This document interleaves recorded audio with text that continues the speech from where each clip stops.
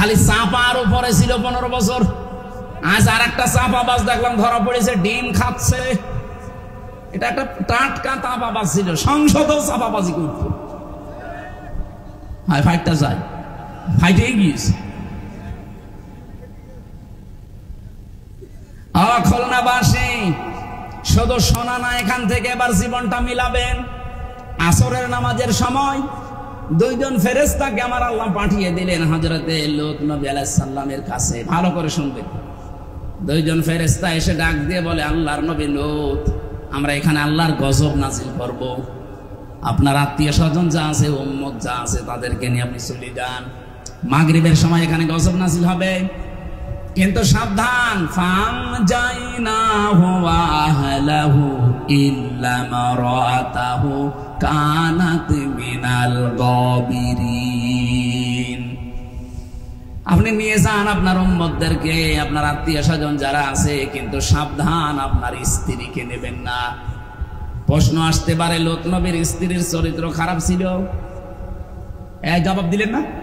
না না, এই পৃথিবীতে কোন নবীর স্ত্রীর চরিত্র খারাপ ছিল না, কারণ কোন হারাম রক্তের ভেতরে আল্লাহ নবীদের রক্ত প্রবেশ করার নাই।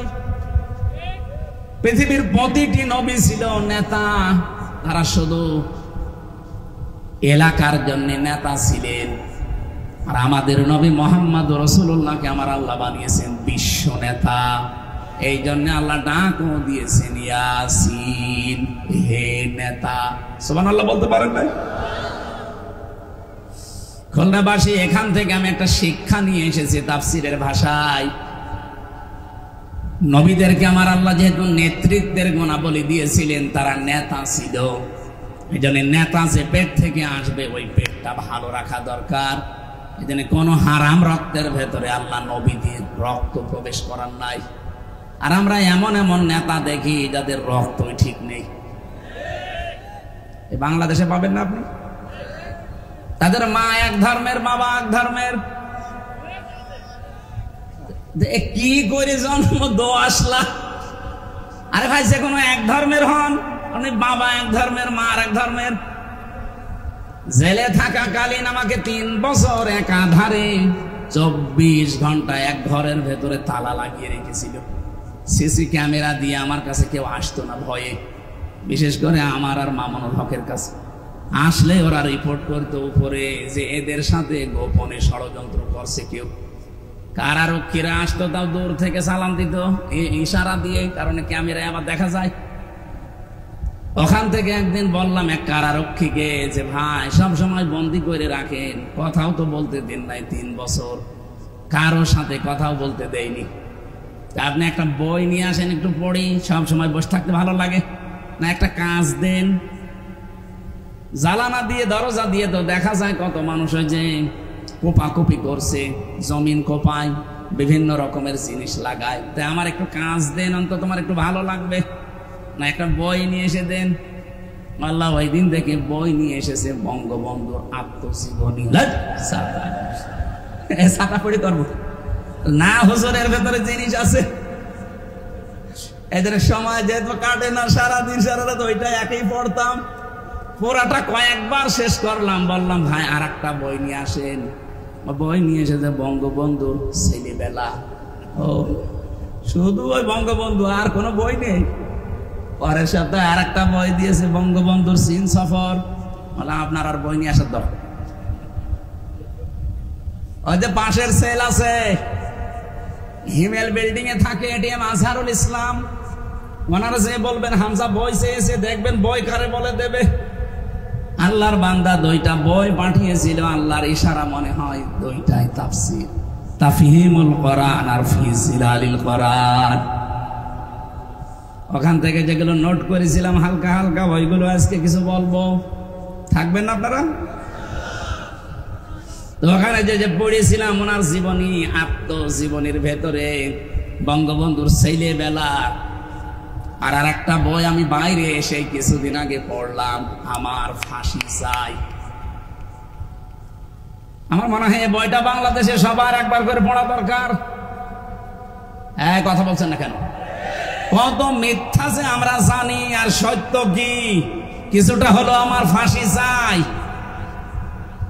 মতিয়ার রহমান রেন্টু সাহেবের লেখা, এটা পড়লে আপনি কিছুটা আঁচ করতে পারবেন। এখানে আমি পড়ে দেখেছি, যাদেরকে আমরা বিশ্ব নেতা বলে চালাতে চাই, এই মানুষগুলোর বাবা এক ধর্মের, মা আর এক ধর্মের। অথচ কোন নবীর রক্তকে আল্লাহ কোন হারাম রক্তের ভেতরে প্রবেশ করার নাই। এই জন্য নবীর স্ত্রীর চরিত্র, লূত নবী ভালো ছিল, তার চরিত্র খারাপ না, সে চরিত্রহীনাও ছিল না, কিন্তু তলে তলে সে চরিত্রহীন মানুষদেরকে সাপোর্ট করত। আল্লাহ পাকে এই জন্য ইল্লাম রাতাহ দিয়েছেন যে তোমার স্ত্রীকে নেওয়া যাবে না। প্রশ্ন আসলো যে কেন? আমার স্ত্রী তো ভালো, সে চরিত্রহীনা না, সে চরিত্র খারাপও তার না, কিন্তু চরিত্রহীনদেরকে সাপোর্ট করার কারণে আল্লাহ তাকে ধ্বংস করে দিলেন। অখলনাবাসী বিবেকের কাছে প্রশ্ন করেন, অনেকেই বলে হুজুর আমি ভালো তো, আমার ব্যবসা হালাল, আমার বউ পর্দায় থাকে, আমি 5 ওয়াক্তের জায়গায় তাহাজ্জুদ মিলে 6 ওয়াক্ত নামাজ পড়ি, আমি হজ করে এসেছি, এটা আমিও জানি। কিন্তু বহু মানুষ এরকম আছে, তারা তলে তলে চরিত্রহীন মানুষদেরকে সাপোর্ট করে। এ খুলনায় নেই? বলেন, যারা চরিত্রহীন মানুষদেরকে সাপোর্ট করেছিলেন, আপনাকেও লূত নবীর স্ত্রীর সাথে জাহান্নামে যাওয়া লাগবে। নাই তো ওই মহিলার দোষ কি ছিল? সে তো নিজে ভালো, কিন্তু একজন খারাপ মানুষকে সাপোর্ট করে যদি জাহান্নামে যায়, সামনে যে সময় আসতেছে ইমানের উপরে পরীক্ষা আসবে, যাই আসুক না কেন আমরা কোনো খারাপ মানুষকে সাপোর্ট করব না, রায় দেব না। মাইয়াশফা শাফাআতান হাসানাতাই ইয়াকুল্লাহু নাসিবুম মিনহা ওয়া মাইয়াশফা শাফাআতান সাজ্জিআতাই ইয়াকুল্লাহু কিফলুম মিনহা ইলা আখিরি আয়াত। এটা সূরা নিসা 85 নম্বর আয়াতে আছে, 5 নম্বর পারার 10 নম্বর পৃষ্ঠার 11 নম্বর লাইনে আছে।